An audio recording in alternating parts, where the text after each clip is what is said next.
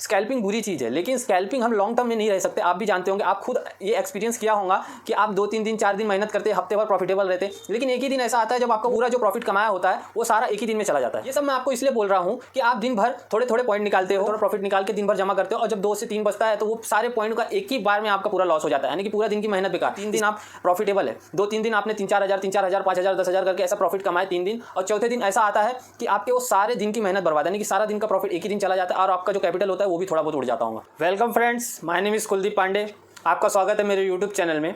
आज हम बात करने वाले हैं स्कैल्पिंग के बारे में। हजारों लाखों करोड़ रुपए लगते हैं मार्केट में, क्या आपको पता है?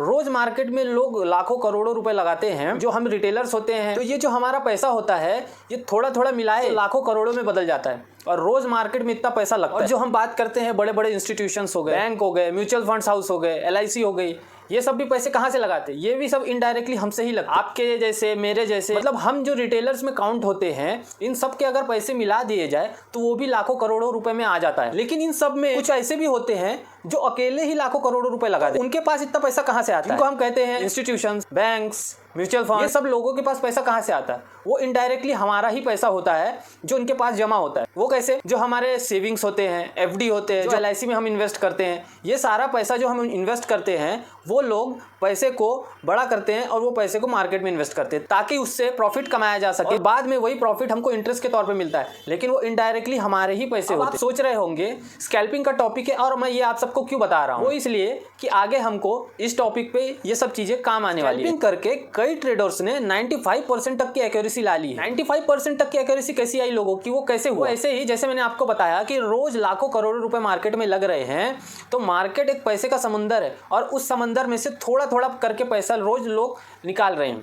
तो अगर थोड़ा सा पैसा तुम निकालने जाओगे तो आसानी से निकल जाएगा, लेकिन अगर चाहोगे कि मैं एक ही दिन में लाखों करोड़ों समेट लूँ तो वो समेटना मुश्किल है। लाखों करोड़ जब लगते हैं पैसे, तो उन्हीं पैसों में से रोज लोग थोड़ा थोड़ा चुरा लेते हैं, यानी कि स्कैल्पिंग कर लेते हैं। और थोड़ा पैसा चुराने में कोई दिक्कत नहीं है और आसानी से मिल भी जाता है। इस वीडियो में मैं आपको एक स्कैल्पिंग स्ट्रेटेजी भी सिखाऊंगा, और स्कैल्पिंग मतलब क्या होता है, वो कैसे की जाती है, और हर ट्रेडर्स आजकल स्कैल्पिंग कर रहा है और इतना सक्सेसफुल हो रहा है, करोड़ों कमा रहे हैं लोग। अपने लाखों के जो लॉस थे उसको रिकवर करके आज करोड़ों में खेल रहे हैं, बड़ी बड़ी कारें खरीद रहे हैं। आज ये सब चीजें मैं आपको इस वीडियो में बताने वाला हूं, तो वीडियो पूरा एंड तक जरूर देखिए। और अगर आप इस चैनल में नए हैं तो एक सब्सक्राइब और एक लाइक जरूर करिएगा, ताकि मैं आपके लिए अच्छी वीडियो ला सकूं, और आपका एक लाइक मेरा और मोटिवेशन बढ़ाएगा। स्कैल्पिंग को हम एक एग्जांपल के जरिए समझते हैं। हम ट्रेड लेते हैं और उसमें एंट्री बनाते हैं, तब हमारे अंदर अलग अलग चीजें चलने लगती है। हमारा माइंड अलग अलग काम करता है, क्या क्या सोचता है, बहुत सारी चीजें हमारे माइंड में चलती है, और हम हाथ पैर हमारे कांपने लगते हैं। ये तब होता है जब हमारे अगेंस्ट मार्केट जाता है और हमारा लॉस चलता रहता है, और जब हमारा प्रॉफिट चलता रहता है तब भी ऐसा होता है। ऐसा क्यों होता है कि जब हमारा प्रॉफिट है तब हमारा हाथ पैर कांपता है, हमें डर लगता है। थोड़ा बहुत जो प्रॉफिट आता है उसमें हमको लगता है कि अगर ये भी प्रॉफिट चला गया,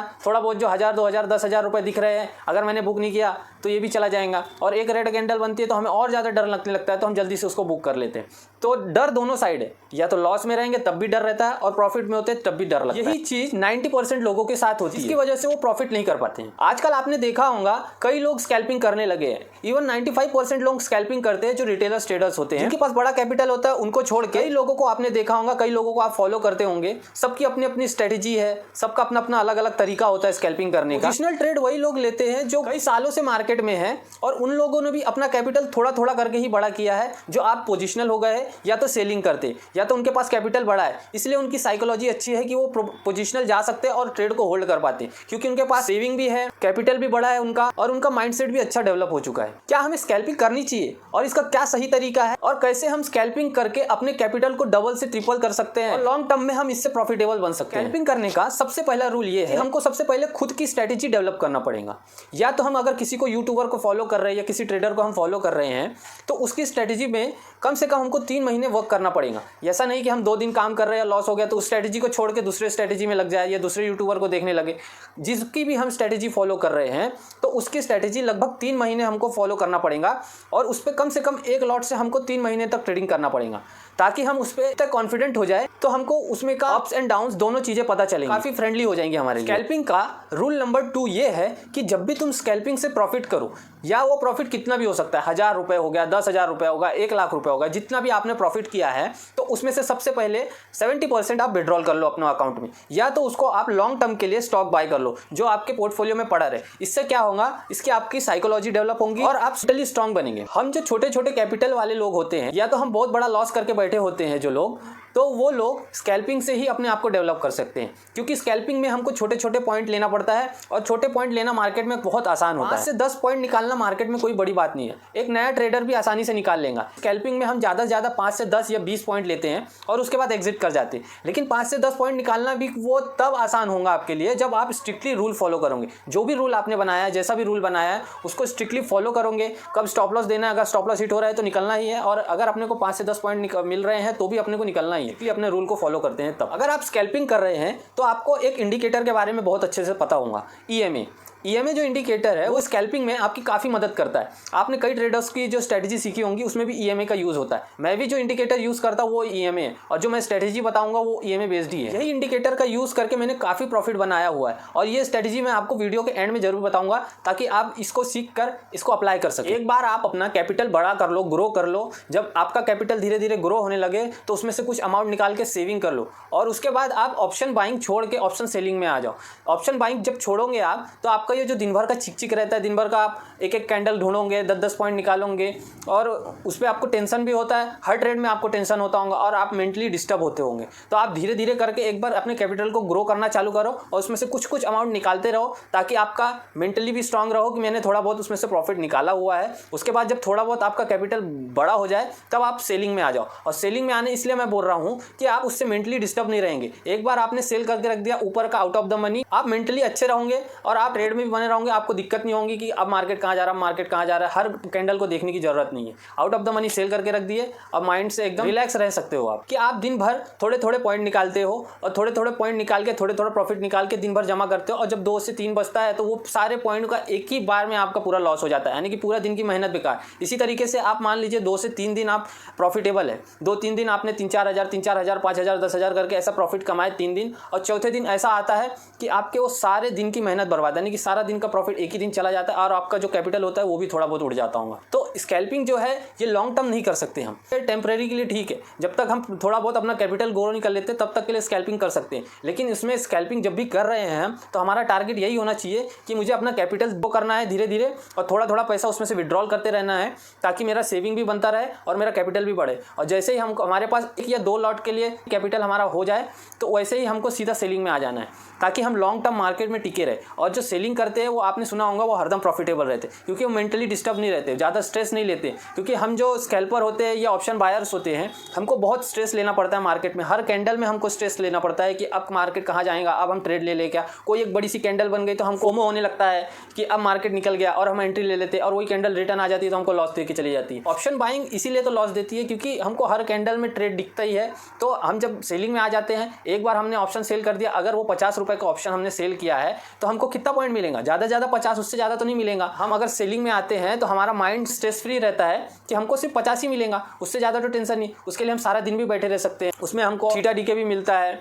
एक्सपायरी भी आप देख रहे होंगे 3 दिन एक्सपायरी हो गई है। जल्द से जल्द ये करिए कि आपको सेलिंग में आना। मैं ये नहीं कह रहा हूँ कि स्कैल्पिंग बुरी चीज़ है, लेकिन स्कैल्पिंग हम लॉन्ग टर्म में नहीं रह सकते। आप भी जानते होंगे, आप खुद ये एक्सपीरियंस किया होगा कि आप 2-3 दिन 4 दिन मेहनत करते, हफ्ते भर प्रॉफिटेबल रहते, लेकिन एक ही दिन ऐसा आता है जब आपका पूरा जो प्रॉफिट कमाया होता है वो सारा एक ही दिन में चला जाता है। जैसे कि मैंने आपको बताया था कि मैं आपको अपनी स्कैल्पिंग स्ट्रेटजी बताऊंगा वीडियो के एंड में, तो चलिए मैं आपको स्क्रीन में लेके चलता हूं। मैंने जो स्कैल्पिंग की स्ट्रेटजी डेवलप की है उसको भी आप एक बार देख लीजिए। अगर आपको वो हेल्पफुल लगे तो आप उसको अप्लाई कर सकते हैं। मैं काफ़ी दिनों से इस पर वर्क कर रहा हूँ और मैंने भी काफ़ी इसमें प्रॉफिट बनाया हुआ है। लेकिन इस स्कैल्पिंग स्ट्रेटजी को जब आप करिएगा तो जो मैं रूल्स बताऊँगा वो रूल को स्ट्रिक्टली फॉलो करना, ताकि आप प्रॉफिटेबल बने रहो। और अगर कभी लॉस होता भी है, स्टॉप लॉस मैं बताऊँगा, उस स्टॉप लॉस में आप निकलना और स्ट्रिक्टली सारे रूल फॉलो करना, तो प्रॉफिट कमाया हुआ है वो जाएगा नहीं। तो चलिए चलते हैं स्क्रीन पे। इस स्ट्रेटजी के कुछ रूल्स है, वो रूल्स आप नोट कर लीजिए।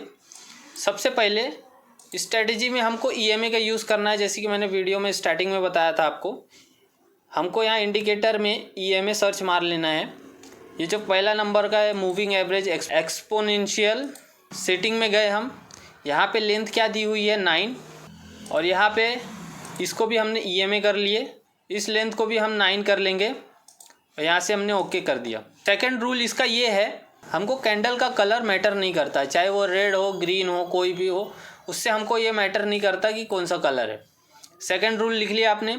इसका थर्ड रूल ये है कि जो हमारा ईएमए बना हुआ है, अगर मार्केट इसके नीचे है तो हमको इसके डाउन साइड का ट्रेड लेना है, और मार्केट अगर ये लाइन की, ये जो ब्लू लाइन दिख रही है ईएमए की, अगर मार्केट अगर इसके कैंडल इसके ऊपर बन रही है तो हमको बुलिश ट्रेड लेना है। हमने इंडिकेटर लगा लिया, ईएमए लगा लिया हमें अपना। अब हमको कैसे ट्रेड कैसे लेना है, अब कोई भी कैंडल ईएमए को टच नहीं करती तब तक हमको कोई ट्रेड नहीं लेना है। ये फर्स्ट कैंडल देख रहे हो आप, इसने ईएमए को टच नहीं किया, सेकंड ने नहीं किया, थर्ड ने नहीं किया, ऐसा मतलब कोई किसी कैंडल ने टच किया है क्या? नहीं, यहाँ तक कि किसी कैंडल ने टच नहीं किया। ये वाली कैंडल ने हमारा टच किया है और इसका अपर वीक देखिए ईएमए को एकदम करेक्टली टच करके आया हुआ है। मैं इसको आपके लिए मार्क कर देता हूँ। ये वाली रेड कैंडल देख रहे हो आप, इसका अपर वीक ने टच किया हुआ, यानी कि ये हमारी हो गई अलर्ट कैंडल। ठीक है, इसका ये कैंडल का जब भी ब्रेक होगा तब हमको ट्रेड लेना है। किस कैंडल में हमको ट्रेड लेना है?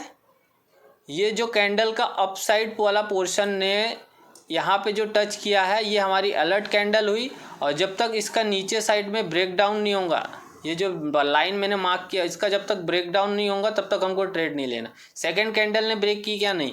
थर्ड कैंडल ने यहाँ पे ब्रेक किए, तो हमारी एंट्री इस जगह में हो जानी चाहिए, इस जगह में।